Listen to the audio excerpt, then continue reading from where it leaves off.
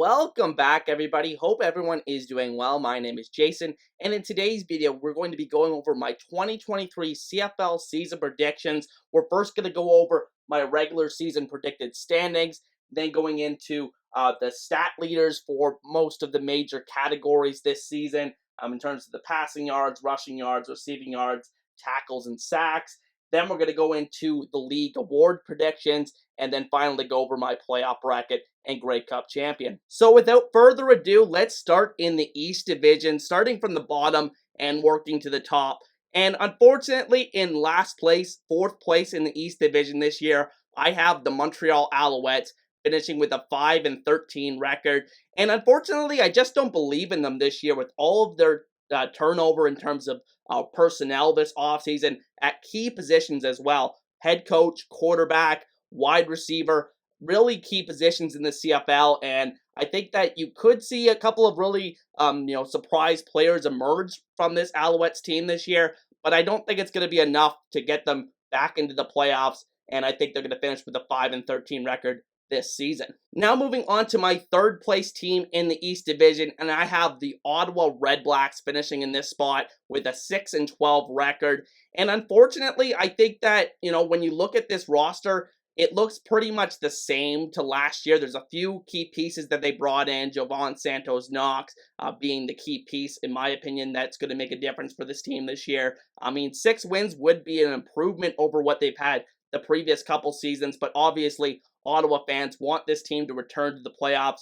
My biggest obstacle and why I could not see them making the playoffs this season and why I see a crossover happening this year is the fact that I think Jeremiah Masoli is just too untrustworthy with his health right now. I think if he was fully healthy, if I knew he was going to be fully healthy for a full 15, 16 games this year, I think I would be confident predicting them to make the playoffs. But in my opinion, I just don't expect that to happen. And I think combined with their lack of depth in the receiving core on paper, I think that could really hurt them as well. They've already suffered some key injuries to Shaq Evans and Moshadrick Hunter on the defensive side as well. So I think those are going to be obstacles for the Redblacks to overcome and why I see them finishing third. Now moving on to my second place team in the East Division, the Toronto Argonauts. I have them finishing with a 10-8 record this season.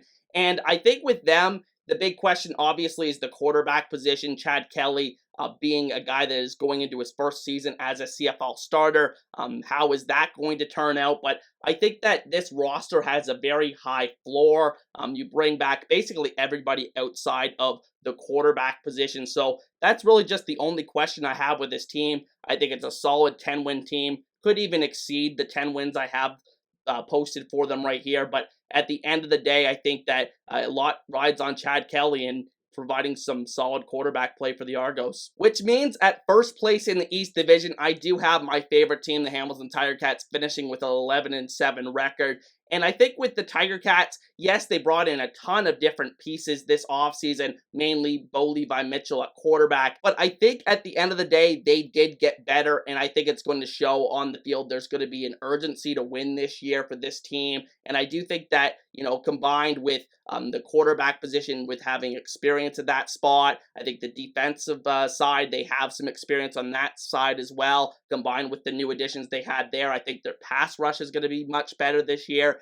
So I think that's going to help them close a lot of games that they let slip away last season, and that's a big reason why I have them finishing first in the East with an 11-7 record. Now moving over to the West Division here, and we're going to go from the top to bottom in this segment because we want to reveal that final crossover team that's going to make the playoffs. And starting with first place in the West Division, I'm going to go with the Winnipeg Blue Bombers to finish with a 12-6 record. Not as gaudy as it has been the past couple of years. I think they take a few more nicks throughout the season and unfortunately drop a few more games. So I don't see them winning 15 games again, or remember a couple years ago, I think they raced out to like a 10-0 record. I don't think that's going to happen again, but I do think they're going to have a very, very good regular season. I just have so much trust in this group of players for Winnipeg. I think that you have a great nucleus on defense, even though it's getting older. You have the best quarterback in the CFL, undisputably, right now in Zach Collaros. Great wide receiving core. You add Kenny Lawler to it. I think it's going to make that offense even more explosive.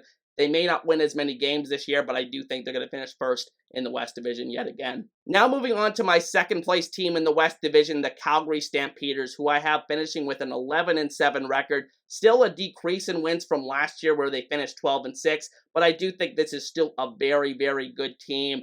You lose a couple of key pieces in the offseason. Mainly the front seven is the main concern I have for them. But at the end of the day, I think they're going to be able to rely on the running game. The offense is going to have a pretty high floor on a week-to-week basis, going to be able to score a lot of points. So I think that's going to be a driving force in allowing them to win a lot of games this year, even if their defense isn't as good as it was last year, especially in terms of pass rush. So I think at the end of the day, Calgary's still a very good team. People have been doubting them for years, but I think they're still going to get it done and have 10-plus wins again. Now moving on to my pick for the third place in the West Division, and I went back and forth with this, but ultimately I went with the BC Lions to finish with a 10-8 record. I think having the security of having two somewhat quality starting quarterbacks in this league is super valuable. If one, struggles a little bit, like we saw in Hamilton a couple years ago with Mazzoli and Evans, if Dane Evans can play like he did that year and, play well when he's called upon, eventually when Adam struggles, I think this is going to be a very good team this year. I think the defense is just super solid. It's going to give them a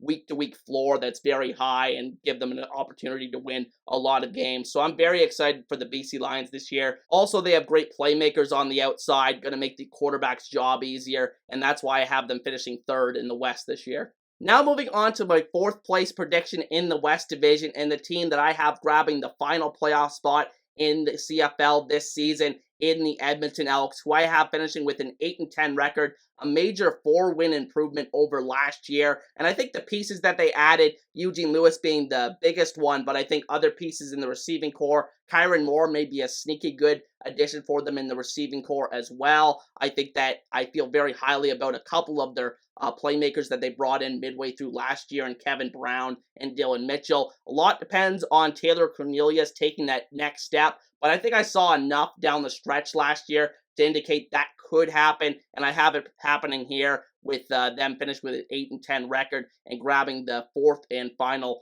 spot in the West Division and crossing over to the East Division for the playoffs. And that means with the fifth spot in the West Division, I have the Saskatchewan Roughriders finishing with an 8-10 record, losing out on the playoffs just barely on tiebreakers to Edmonton, who I have winning the season series against Saskatchewan. And I think that at the end of the day, it's going to come down to Trevor Harris in the West Division. I'm going to bet against him succeeding to a high level in the West Division. We saw it a couple of years ago with Edmonton. Ironically, they would be the team in my predictions that gets in over Saskatchewan. But I think that Saskatchewan didn't really improve enough over the offseason. I think Harris is an upgrade over what they had there last year, but I don't think that he's going to play as well as he did last year in Montreal over in the West Division. So that's why I have Saskatchewan finishing with an 8-10 record here. I think it easily could go the other way. I could easily see them making the playoffs. I think it's going to be really close this year in the CFL, especially in the West Division, but ultimately I have them finished with an 8-10 record and fifth in the West Division. Now let's go over who I have leading the league in some major statistical categories. Starting with passing yards, I have Trevor Harris, ironically leading the league in passing yards this year. I think he's going to throw the ball a ton. That's why I have him leading there. I have Zach Collaros leading the league in touchdown passes. I think they're going to have so much weaponry. I think he's going to put up big numbers this year. I have Kadeem Carey leading the league in rushing. I have Tim White leading the league in receiving yards. I have Javon Santos-Knox of Ottawa leading the league in tackles. And finally, I have Folairen Oromalade leading the league in sacks this year with Toronto. So at the end of the day, those are just a few of the players that I have leading the respective statistical categories in the CFL this season. Now, just like the statistical categories, I'm just going to briefly go over who I have winning each major award in the CFL this season. So MOP, I have quarterback Zach Collaros of the Winnipeg Blue Bombers, with quarterback Bo Levi Mitchell of the Hamilton TigerCats as the runner-up there. I have, for most outstanding defensive player, Folairen Oromalade of the Toronto Argonauts winning that award, with Willie Jefferson of the Winnipeg Blue Bombers as the runner-up. For most outstanding Canadian, I have Cameron Judge of the Calgary Stampeders winning that award, who almost won the award last year if not for Nathan Rourke. And then I have Tunde Adeleke as the runner-up from the East Division of the Hamilton TigerCats. Then for most outstanding offensive lineman, I think Brandon Revenberg is finally going to win it from the Hamilton TigerCats. Been nominated a couple of times for that award.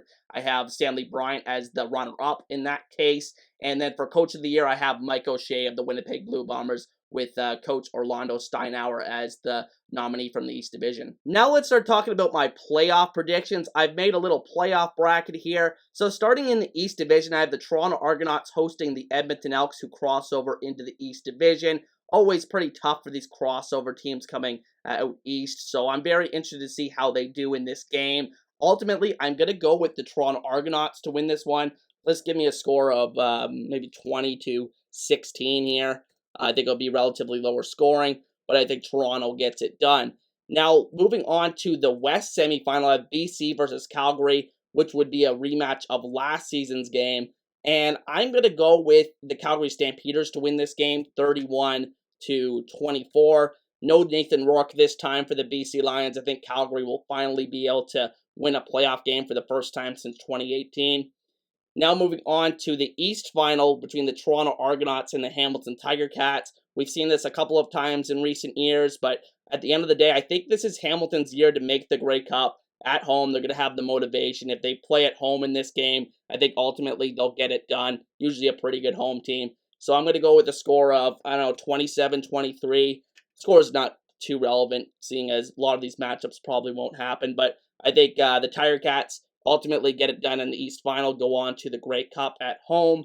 And then over in the West Division, I have Winnipeg versus Calgary. Calgary's played Winnipeg super well over the past couple years, but just can't seem to get a win against them. We'll see if that changes during the regular season this year. But at the end of the day, I'm going to go with Winnipeg. I think they're just too strong.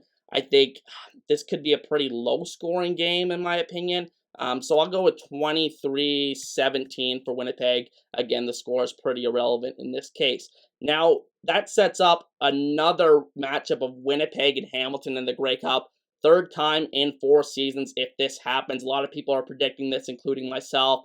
And at the end of the day, I want to say that Hamilton will break that Grey Cup curse since 1999, but at the end of the day, I'm going to go with Winnipeg to break Hamilton's hearts yet again, 24-20. I think that Winnipeg is just too strong this year. They look so strong in terms of their wide receiving core. I think they just have too many weapons, and they'll get it done against Hamilton, break their hearts yet again in the Grey Cup. Again, could be totally wrong. Hope I'm wrong in this case, but ultimately I have Winnipeg winning their 3rd Grey Cup in 4 seasons. But with that said, that is going to be the end of today's video, ladies and gentlemen, and I want to thank each and every one of you for watching. Once again, my name is Jason. If you want to support the channel, as always, be sure to like and subscribe. I really do appreciate that. And let me know your predictions for the 2023 CFL season down below. And with that said, hope you guys have a great day, and I'll see you guys next time. Peace.